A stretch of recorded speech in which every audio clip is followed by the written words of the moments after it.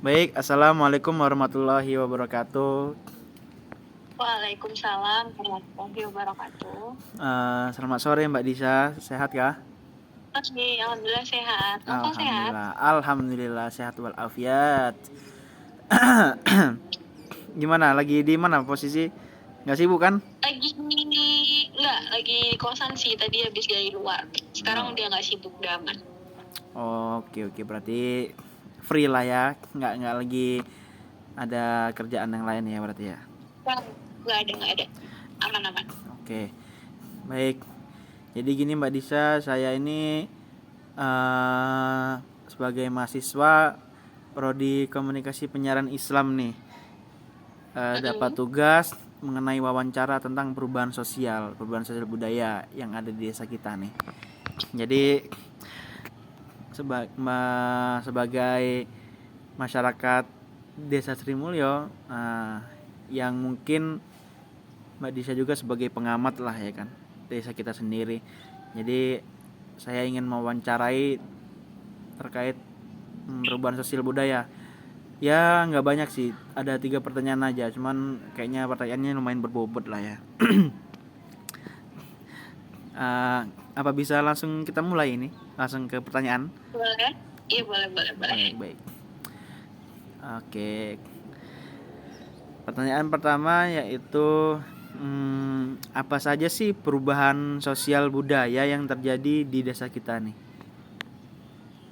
Perubahan sosial budaya ya? Oke.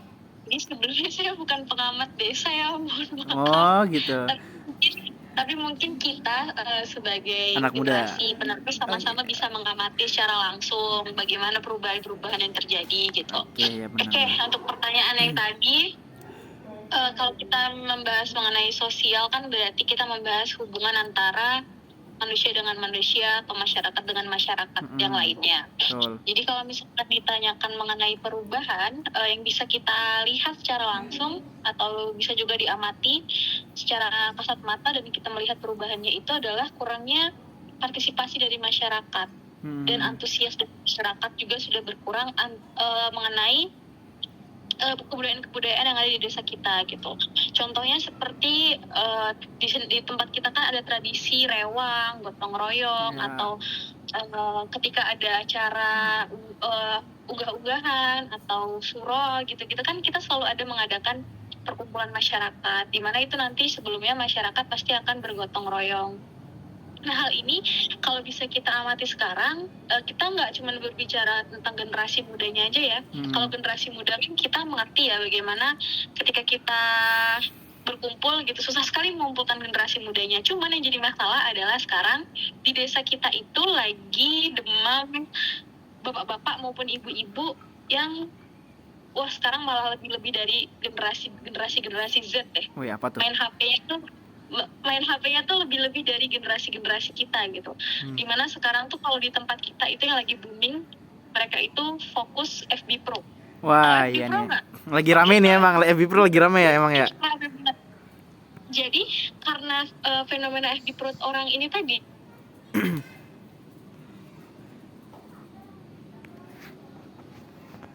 pun pekerjaan yang dilakukan itu pasti nggak lepas dari HP gitu. Dan itu juga berdampak kepada ketika berkumpul gitu. Masyarakat susah banget nih sekarang ada gotong royong atau ada apa. Jadi cuma sekedar formalitas ya, udahlah yang penting ada, yang penting kelihatan gitu. Dan juga kebanyakan kalau misalkan dulu sebelum teknologi di desa kita tuh mengenal teknologi yang sebesar itu gitu. Kita tuh kalau ngumpul ada aja pembahasannya, ada aja yang kita omongin, kita bahas gitu. Cuman sekarang yang bisa kita lihat secara langsung gitu ketika kumpul, entah itu ibu-ibu, bapak-bapak, anak muda semuanya megang HP dan diem. Jadi kayak dalam dunia sosial kan itu harus ada komunikasi ya. Harus ada komunikasi, harus ada pemberi informasi dan juga membagi informasi dan lain sebagainya. Namanya juga hidup bersosial kan. Cuman di sini yang jadi perhatian adalah itu tadi dari FB Pro juga bisa. Jadi orang-orang datang fokusnya bikin konten, apapun kegiatan apapun direkam, apa aja kegiatan yang lagi dilakuin direkam. Jadi kadang ada orang ngobrol nggak ditanggepin tapi asik aja main HP-nya. Mereka lebih fokus berkomunikasi atau berinteraksi dengan orang-orang yang ada di sosial media gitu. Kita nggak menyalahkan teknologi sih sebenarnya, cuman ketika kemajuan teknologi ini nggak diimbangi dengan bagaimana kita menyikapinya gitu, bagaimana pintar-pintar kita menyikapinya, ya jadinya kan seperti ini gitu loh.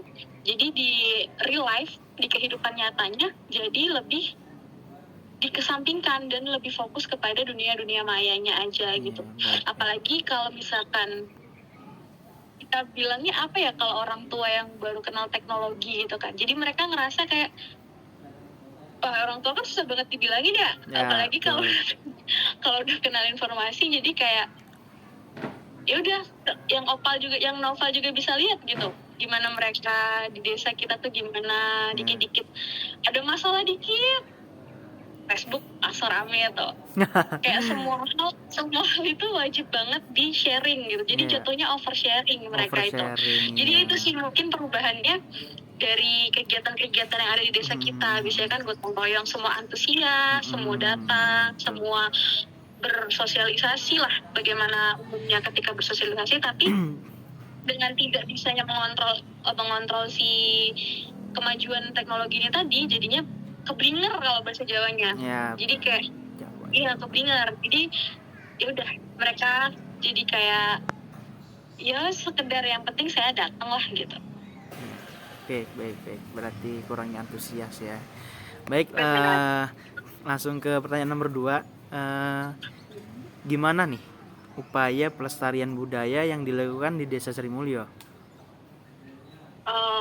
Kalau pelestarian budaya, kita bisa lihat dari peran-peran pemerintah desa sih sebenarnya. Itu masih mencoba untuk menunjukkan kebudayaan-budayaan yang ada di desa kita gitu. Kalau dahulu kan ada acara sekecil apapun pasti ada pagelaran budayanya di desa kita ya, pasti ada. Pasti. Karena kalau misalkan pagelaran budaya itu bisa cuman kayak sebulan sekali tuh alhamdulillah gitu. Dan orang-orang kurang tertarik, kayak ya kenapa sih saya juga bisa lihat di YouTube gitu loh. Karena dulu mereka tuh belum punya handphone, belum punya akses informasi yang seluas itu. Jadi mereka ngerasa hiburan itu adalah tempat mereka bisa melepaskan penatnya gitu. Jadi kalau sekarang bahkan sampai ada biasanya kan ada pengumuman tuh, saksikan lah ya pagelaran budaya bla bla bla. Di desa kita kan masih ada begitu kan, masih ada begitu di desa kita. Kalau dulu dari orang dewasa sampai anak-anak bakal kayak di mana, kapan di mana, bahkan sampai ngejar-ngejar selebarannya gitu. Kalau sekarang yang bisa kita lihat kayak alah biasa gitu doang gitu. Jadi kayak jadi peran pemerintah sih kalau bisa kita lihat ya mungkin itu sih cara-cara mereka tetap melestarikan budaya gitu. Ketika ada upacara desa atau apa, tetap saja mereka kayak mengundang yang berbau budayaan yang lokal kita, atau juga perlombaan yang mengangkat lokal dari desa kita gitu. Oke. Dan juga yang bisa dilakukan adalah ya kitanya sebagai masyarakatnya gitu. Kalau misalkan pemerintah bekerja sedemikian rupa tapi kitanya tidak memberikan feedback yang baik, ya itu sia-sia gitu. Jadi ya harus ada sinambung lah antara masyarakat dengan pemerintah desanya juga, karena dengan keinginan yang sama-sama mau untuk melestarikan kebudayaan yang ada itu sih. Oke, baik. Langsung ini lanjut ke nomor 3 lah ya, langsung ini pertanyaannya mantep banget ini. Ada berapa pertanyaannya? Ini ya? Terakhir nih Mbak, terakhir last. Oke. Jadi apa nih dampak dari perubahan sosial budaya terhadap ekonomi masyarakat yang ada di Desa Srimulyo? Nah, oke. Kan tadi kita bahas tentang kemajuan teknologi ya. Nah, ini kalau kita sambungkan juga bisa sebenarnya ke poin ketiga ini tentang perubahan perkembangan ekonominya. Yang pertama pasti yang kita lihat secara langsung gitu kan. Ini adalah salah satu mungkin bisa dikatakan dampak positifnya juga gitu. Dengan melaju teknologi. Kalau dampak ke ekonominya, sekarang tuh masyarakat lebih mengutamakan belanja itu online karena menjadi kayak kaum menengah. Ada perbandingan dulu nih. Misalkan kalau kita dulu kan kita bicara dulu dan sekarang ya. Iya, betul betul. Kalau dulu kita tuh pasti akan ke mencari apapun itu, kita ke warung, dan warung itu di tempat kita kayak udah jadi palu gada lah, apa lu Iya. mau gua ada gitu. Betul betul. Kalau sekarang itu karena sudah ada teknologi tadi, orang-orang pasti akan milih dulu, coba dulu deh cek di Shopee harganya berapa gitu. Lebih murah biasanya kalau di sana, apalagi kalau gratis ongkir. Dan untungnya juga adalah mereka nggak perlu jauh-jauh pergi, mereka tinggal nunggu di rumah barangnya datang. Cuman mungkin harus menunggu beberapa lama dulu gitu. Jadi mungkin dampaknya ke situ, jadi kayak warung-warung nggak serame itu lagi, karena kalau di warung itu kan mereka kan distributor ada dari tangan pertama, tangan kedua gitu. Pas Iya. sampai di warungnya harganya mungkin sudah berbeda gitu. Berbeda dengan ketika orang cek langsung dari distributor pusatnya di Shopee, misalkan dari official shopnya, harganya lebih murah, tapi kita harus nunggu kayak 3 hari atau 2 hari dulu gitu. Pasti mereka akan memilih buat beli di Shopee gitu. Dan juga sekarang ini kan dengan adanya teknologi, di tempat kita kan banyak orang-orang jualan ya. Jadi orang-orang banyak memanfaatkan jualan menggunakan handphone atau diposting lah. Ya, betul Nah, betul. dampaknya adalah kepada orang-orang yang sudah sepuh yang tidak mengerti teknologi. Mereka yang berjualan dengan cara konvensional atau dengan cara ya udah dengan cara biasa mereka berjualan aja gitu. Mereka tentunya akan kalah dengan yang sudah menggunakan teknologi, karena orang-orang pasti akan memilih yang diantar ke rumah daripada mereka harus capek-capek keluar gitu. Jadi mungkin dampaknya itu sih, orang-orang yang tertinggal dalam teknologi, dia juga tertinggal di ekonominya gitu. Karena mereka tidak bisa, dia tidak bisa dan juga tidak ada aksesnya sih sebenarnya. Jadi kayak ya mungkin dari teknologi juga berdampak ke ekonominya tadi, seperti yang saya sebutkan, masyarakat lebih memilih belanja langsung ke lewat online, atau mungkin yang berjualan juga dengan online akan lebih laku karena mereka menawarkan jasa antar gitu. Ya. Itu sih. Oke. Wah, mantap banget nih jawabannya. Mantap ini jawabannya berbobot. Betul. Karena kita juga lumayan lama ya besar di situ. Kita lihat bagaimana perubahan yang ada gitu. Iya. Dan dulu kalau novel kan rumahnya dekat masjid. Iya, benar. Kalau dulu anak-anak itu antusias banget ya. Itu yang saya rasakan. Pada berlari. Iya. Sekarang kayak saya azan, saya komat, saya imam. Kamu azan, kamu komat, kamu imam, dan di belakang cuma paling berapa 5 orang sampai 6 orang. Kalau dulu kan kami ya, dulu tuh rame dan seru gitu. Ya, mungkin. Tuh. Kurangnya antusias lah ya ibaratnya kan.